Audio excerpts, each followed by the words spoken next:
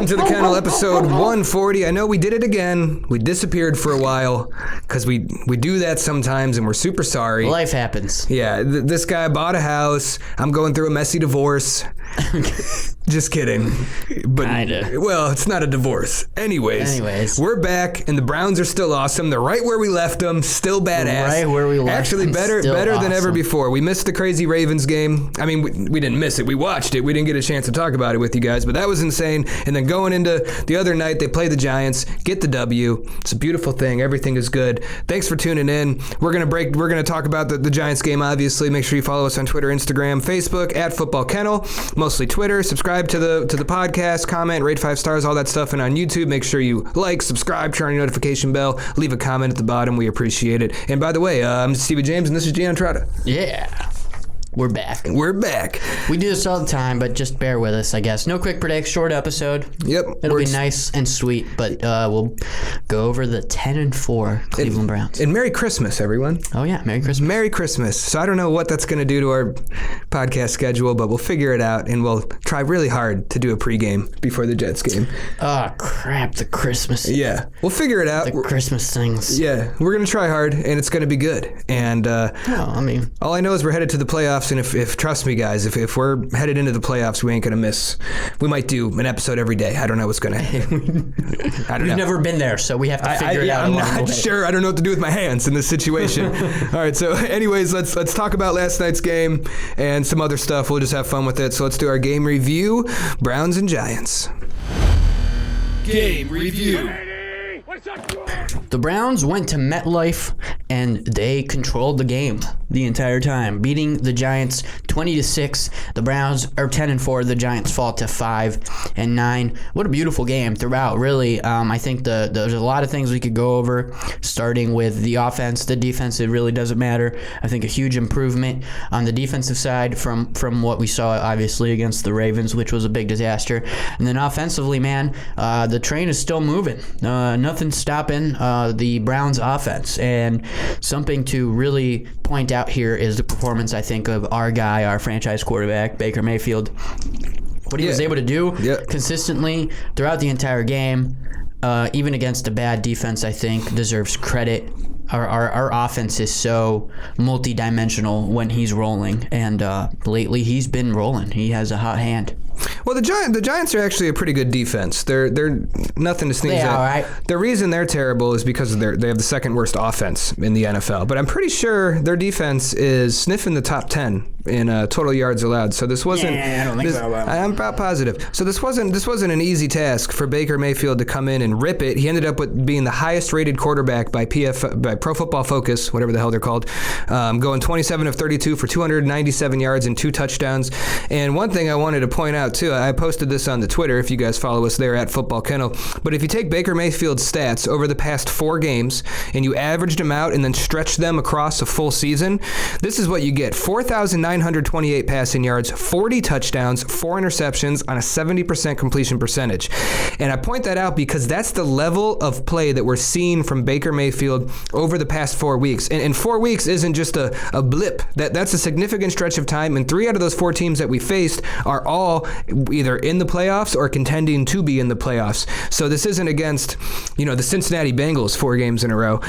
So you love to see it from Baker Mayfield. He's playing, as I just outlined, at an elite level. And you can credit Stefanski, you can credit everybody, whatever. But at the end of the day, Baker Mayfield is confirmed our franchise quarterback. Yeah, I want to credit the offensive line, really, because I think since the offensive line has gotten better and better and gained confidence, Baker has gotten better and better and gained confidence. And as he's gained confidence, you've seen these types of performances from him where he's not turning the ball over and he's able to manage the game effectively and put up numbers. And again, consistency here is key. We've always talked about every year, all we want to see from the Browns is them getting better, improvement week by week. And I think not only have we seen that from this offense, from this, I want to say this team, but the defense is hit or miss, but really from Baker Mayfield, that's the biggest one, is the improvement by him on a week by week basis. And even when he was having decent to great performances throughout the season, he always talked about that desire to want to get better, and how nothing was good enough. It seemed like press conferences after press conference, and we're seeing it now that it's actually generating some success from the passing attack here for the Browns offensively. Yeah, and this is a game that you can't say that the Browns had to lean on the run, and the reason Baker was able to throw it was because of the play action, all that different stuff. In this game, the running game actually struggled. Nick Chubb, 15 carries, 50 yards, did get a touchdown, and Kareem Hunt, 7 carries, 21 yards. So the Giants were able to limit our running game pretty significantly, but it didn't matter because Baker Mayfield was absolutely carving them up. And it looked like, even from the first drive, which we didn't score on the first drive, but I could just tell that Baker was in it and the offense was smooth and on the same page. In this game, we had 2 95-yard touchdown drives and a 75-yard touchdown drive. The 2 95-yard drives took off a combined almost like full quarter of play, and the 75-yard drive was like a 14-play, 10-minute drive. So we had these long drives just beating them into hell, and it wasn't so much with the running game as much as it was with a really dynamic screen, short pass, a little bit of deeper stuff passing game. A lot of checkdowns that generated 8 to 10 yards. Checkdowns are great, and we've been saying this forever. Baker Mayfield, check the ball down, and he's begun to do it this year, and now he's utilizing it a lot. And the thing is, when you have a Nick Chubb and a Kareem Hunt, when you're checking the ball down, you're putting it in the hands of a playmaker who can. Both these guys can make one-on-one players miss, especially secondary players. Almost impossible to stop them. And I know I already touched a little bit on the offensive line and what the string of performances they've been able to pull together against good defenses. And you mentioned it against the Giants there, like you said, sniffing on the top 10 defensively. I think a lot of credit really has to go, kudos here to the rookie Nick Harris, who was put in the tough position of not just filling in for Chris Hubbard, but really filling in for Wyatt Teller. Wyatt Teller goes out with an injury, or Wyatt Teller's out for the game with an injury. Chris Hubbard's meant to step in for him. He goes out early in the game. I think it was maybe first drive, second play, third play, something like that. His knee gives out. He's out for the season. Nick Harris, who is actually our backup center, has to step into the role of the starting guard and does admirably. I think he allowed 1 sack, no quarterback hurries, no quarterback knockdowns, which is unbelievable performance by somebody getting called in and being, he obviously was as prepared as he possibly could have been in that situation. But I listened to a little bit of his press conference, and he really credited the coaching staff for preparing him from this moment, specifically, obviously, Callahan, talking to him about always being ready because you never know what could happen, and going through all the different offensive line variations he's had to put forth throughout his career. So I think that put Harris in the best position to have a great performance. And he came through big time. And it's more credit to, it's another piece of credit given to Andrew Berry. This was his first draft class with the Browns, and we have a lot of rookies contributing at a pretty high level. I mean, we don't know what we have with Grant Delpit because he obviously had to miss the season, but I have really high expectations for him going into next year. I as well. Obviously, we're short up at left tackle. You look at what Donovan Peoples-Jones is doing. You look at Phillips on the linebacker room. He got to start. And you go over to now with Harris moving over to right guard and stepping into place. So we've had a lot of rookies contribute in big ways and make big plays. Yeah, and which I said left tackle held down, Jedrick Wills, and then of course Harrison Bryant at tight end. And you got to also give him credit for what he did overall organizationally coming into this year, and one of the biggest issues we had as the Cleveland Browns, I think, going in from last year was the offensive line. And I would say a lot of Baker's Mayfield decline, besides the play calling, is really, I would accredit to the fact that he didn't feel comfortable behind the offensive line that we had. We had a huge issue at tackles, at the right tackle and left tackle positions. And so we're able to upgrade both of those through free agency and through the draft, obviously, with getting Conklin and getting Willis to step in there at the left tackle position. And our offensive line is ridiculous. Then Wyatt Teller, your right guard, goes from being a guy to being your starting right guard, the guy, and then being one of the best, if not the best rated right guards right now in the NFL. So it really goes to show what Andrew Berry and really what this organization has been able to put together behind him and behind Stefanski and behind a group mindset of wanting to win.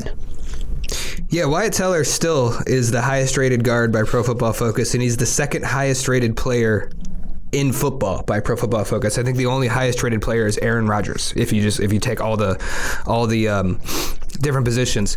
So, and John Dorsey brought in Wyatt Teller, made a trade for him with the Buffalo Bills. That was a good move. But I think what really allowed Wyatt Teller to succeed was having the coach Bill Callahan coming in to teach the offensive line, putting him between, obviously JC Treader was already here, but adding Jack Conklin to the right side. Mm-hmm. So you're putting him in between two very talented veteran offensive linemen, and he's talked about it extensively, how they've been able to help him. Nick Harris talked about it extensively in his post-game press conference, or in today's conference or whatever that he did. So a lot of good stuff there with the offense. Now, we would be remiss if we didn't get into the defense a little. And I thought, while the defense did only allow 6 points, I thought they did struggle at times here. I'm still really worried about our ability to stop the run. I thought the Giants were able to gash us too many times, especially early in the game, which is when you're supposed to be able to really stop the run. But I guess on the bright side is we did have a couple fourth down stops, and going into this game, the Browns had allowed 20 out of 25 successful fourth down conversions, which is the worst in the league and maybe the worst ever for all I know. So big to get those stops, especially with them being in the red zone, holding the Giants to only 6 points at the end of the day. I know Colt McCoy's their quarterback, and the situation is what it is, but still, after allowing 45 points to the Ravens just a week before, regardless of how it happened, only allowing 6 points today was huge. But I'll tell you what, man, the linebackers make me a little nervous. The safeties make me a little nervous. It was really nice to get Denzel Ward back. Denzel Ward it made a noticeable difference. Yeah, he's big time. I mean, anyone who doubts Denzel Ward's crazy. I mean, when you watch this defense with him and without him, it's night and day. He consistently makes big pass breakups, and he rarely gets beat. And I think defensively, I would also credit Carl Joseph. I think he recorded 10 tackles. I think short of watching some tape, and that tells me something different, I think he probably had his best game as a Brown. Yeah, he had a really nice game, but just typically you don't want to see your safety making 10 tackles because that means your linebackers aren't doing their job. So I'm stoked on him, but I am sad about the linebacker situation. I think that's something that definitely needs to be addressed in the offseason, which I'm not even worried about right now because we're on a Super Bowl run, so we're just going to have to deal with what we got. So I'm not too worried about that. And the other thing that gives me a lot of concern is Myles Garrett. Ever since coming back from COVID, he has not been himself, and he has talked a lot about how he's having breathing issues. He can't catch his breath. He's having like coughing fits when he's out of breath, just trying to get it back together. He's doing like different breathing therapy and lung therapy, whatever, to get it right. And you can see that he's still not the same guy that he was before he got sick. Yeah, agreed. It was definitely concerning. He was basically a non-factor this entire game until garbage time when he got the sole sack. So, and then obviously he did touch on the breathing problems, like you said, during his press conference, and he was coughing, just seemed out of breath talking, honestly. So. Yeah, so I'm hoping he can get it back together, man. That definitely sucks. But he said he did get pretty sick when he got it, so that's gonna. I mean, think about it. This is a great athlete. He's still playing, high quality football in the NFL. Imagine, if you're a normal person, COVID or not, when you get really sick, you're not quite right for a few weeks. Like sure. it just takes time to get it together. Yeah. So.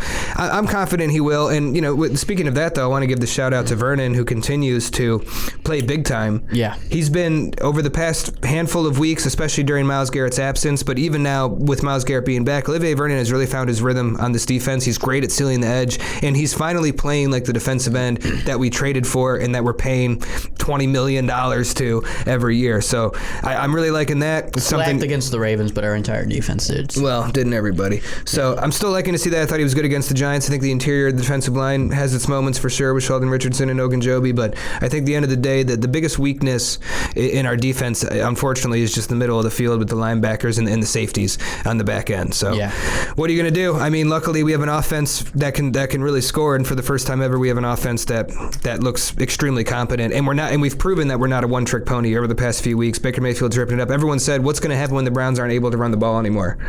Well, here's what's going to happen. And now with Baker Mayfield playing like this, that's only going to continue to open up the running game. It's complementary. So we're in a really good spot as we head down the home stretch here. I agree, and I also think defensively, really, our defensive back issue, secondary issue, really comes down to injury for the most part. I think once we fill out with Greedy coming back, don't forget him, and then obviously Grant Delpit getting his and Rodney Harrison coming back as well. Those will all be huge pieces moving forward. I think defensively where I think the biggest concern is obviously depth for the safety position. We can't have this happen again if we do have injuries. And like you said, the linebacker issue. I mean, we need fast, hungry, aggressive linebackers. Not to say that Taki and Mac Wilson, who actually didn't play. Inactive. Jacob Phillips started in his place. Yeah, and according to, it was just a personal decision. According to Stefanski's press conference, he didn't elaborate on Mac has not been playing great this year. I know he had the injury in training camp, but he has not been great. There's actually a compilation going around on Twitter of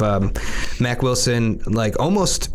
I mean, he's missing tackles, but he's almost like avoiding the contact. It's a little concerning, which I hate to say because I like Mac Wilson a lot as a person, and I do think he played really well last year, and I had a pretty high standard for him this year, but he hasn't lived up to it, unfortunately. So hopefully he can turn it around. I think there's potential in Jacob Phillips. On a positive note, Taki's been really great against the run, still a liability in coverage from time to time, but I think he's stepped up a lot, and he's someone that I think can continue to develop and be a good piece on this defense, but he's more on the outside, so it's still just that middle of the field. And, props to BJ Goodson. I think he's been a pleasant surprise, but I don't know, man, just a long way to go there on that side of the ball. And it does make me nervous, but again, I'm happy that we have an offense that can really do its thing. Taki seems to be rated as 71.1. That's not bad. It's still green, but of course I need the pro version of this to see his run versus pass rush, run defense versus pass rush versus coverage grades. Yeah, I saw somewhere on a tweet that at one point, either a week ago or 2 weeks ago, he was either just in the top 10 or on the edge of top 10 for against the run for linebackers. Yeah, I heard something like similar. That. Something along those lines. Yeah, Mac Wilson on the other hand, doing horrible, 31.7 overall. In the red, he has not been great. So that's something we got to get figured out. I think, we can get away with it to some extent, but we saw what the Ravens did to us, running for over 200 yards, 5 touchdowns. The Giants were able to run the ball. I mean, good thing our pass defense came through against Colt McCoy, but they were able to run the ball pretty easily, especially in the first half. So my fear is, and it's crazy to be talking about potential playoff matchups, my fear is facing off against a team like the Chiefs, obviously, or the Bills, whose offense has been explosive. Right. Those are going to be significant challenges. Right now, as it stands, we're slated to match up against the Tennessee Titans, which a lot can change in 2 weeks, but we did blow out the Titans in the first half, but then their offense was able to really do a lot of damage in the second half of that game. So that makes me nervous too. So I'm hoping this defense can get it together a little more down the stretch. I think there was some good stuff against the Giants, playing the worst offensive team in football next week in the Jets, who did miraculously win, which pisses me off. I wanted them to go winless. Why? Because the more teams that go winless, the less big of a deal it is that the Browns went winless. Aren't we still like the only team to ever go 1-15, or have there been other teams that have gone 1-15? Oh, a bunch of teams have gone 1-15. Really? But only us and the Lions have gone 0-16. Right. So I need at least 10 more teams to do it too. So it's not such a big deal. I didn't know Malcolm Smith was the Super Bowl MVP. Yeah. With the Patriots? Seahawks. With the Seahawks. Yep. When Russell Wilson got his ring, Malcolm Smith was the MVP, and he's been a nice player for us. But he's not so much 68.9 PFF overall. Yeah, he's a veteran. He's a good leader. He's not so much a run stuffer, but he can be pretty successful in the passing game. So he's nice to have.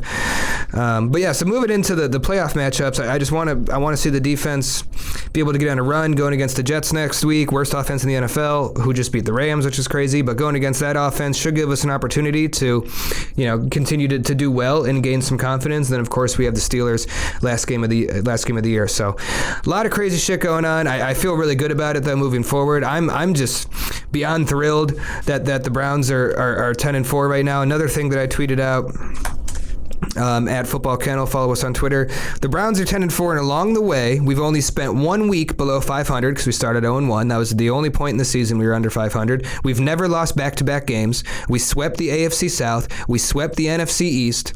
We had 2 4-game winning streaks, and we currently hold the top wild card spot.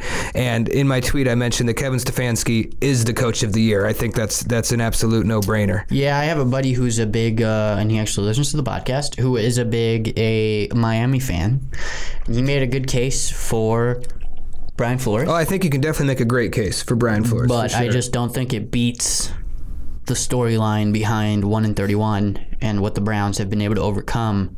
In the disaster that was last year. Yep. Yeah, so there's a lot that goes into it. I think Brian Flores is a great head coach, and I think the Miami Dolphins have just blown away their expectations for the season. No one was expecting them to do what they've been able to do, and a lot of it's because of the defense, and Brian Flores is a defensive head coach, so he deserves even more credit for that. But, man, when you're talking about the Browns, though, we haven't been to the playoffs since 2002, 2003, whatever. This is the best record we've had. I thought it was 2007.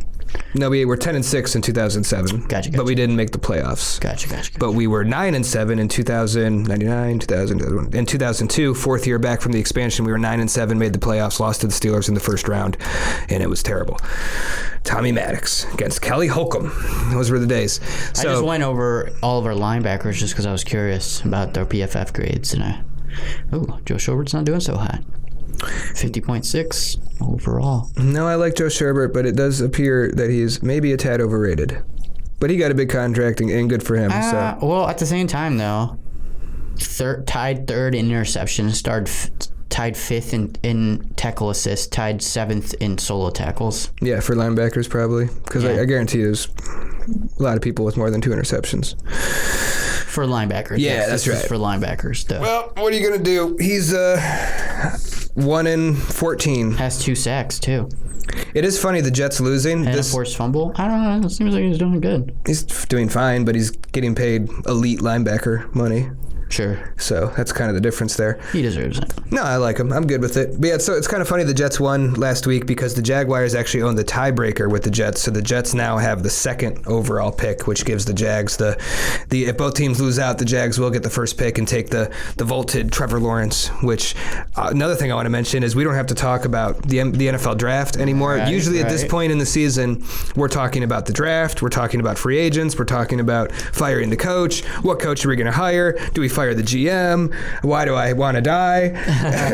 and now we're at this point What is the point of life? Yeah, now we're at this point where we're 10-4, going against a bad Jets team with a huge opportunity to go 11-4, and then close out the season against the Pittsburgh Steelers and ride this wave right into the playoffs. I get playoffs. Unbelievable. Playoffs. Unbelievable. Playoffs. I mean, looking at our schedule prediction from episode 120, we both predicted a win against the Giants, which makes sense. And at this point, you thought the Browns would be 11-3. I thought the Browns would be 9-5. Turns out they're right smack dab in the middle. Sandwiched in the middle. Somehow they beat my expectations for what they would do so far in the 2020 season. They have underperformed according to you, but you have also been always very passionate in your predictions. Yeah. Say that. Well, you know.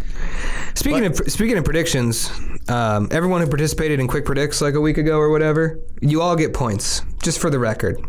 I feel bad. Points for everyone. I did have, we were, at one point we were going to do kind of like a combo episode between the Ravens. Yes, that almost happened. And the Giants preview, and that never happened. And in that episode, I did have the Quick Predicts from both the reveal of Week 13 and then the upcoming Quick Predicts for the Giants. That never happened. And there were some people that would have gotten points correct. So we're just giving them all points retroactively. And make sure you keep participating, especially next episode.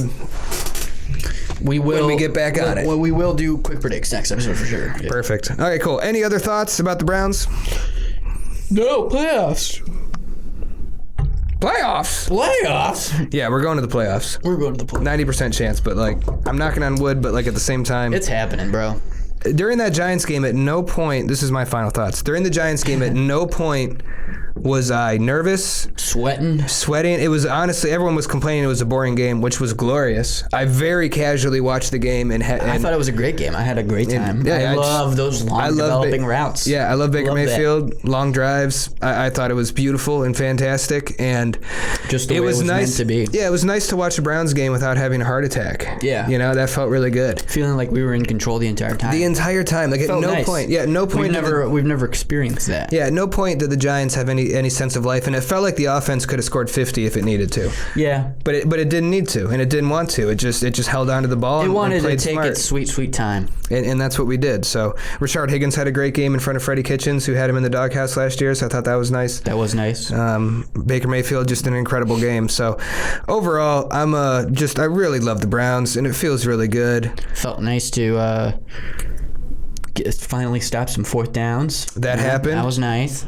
It's been a long time. And the biggest realization I had in watching our offense, there was like a 3rd and 10 play, and I was just going into the play, I was like, we're going to convert this. And we converted it. And I was like, dude, I know it's such a simple thing, converting a 3rd and 10, but for years, 3rd and 10 was a death sentence for us. We couldn't even come close. So overall, I'm stoked. Those are my final thoughts. Me too, man. I can't wait. I'm just ready for us to go to the playoffs. I can't believe that's going to happen. That's right. We'll get back on it. I promise you guys we'll try really hard to not miss any more episodes. I think our lives are back in order to some extent, so we should be good moving forward. Thanks for watching. Thanks for listening. Go Browns. Go Browns.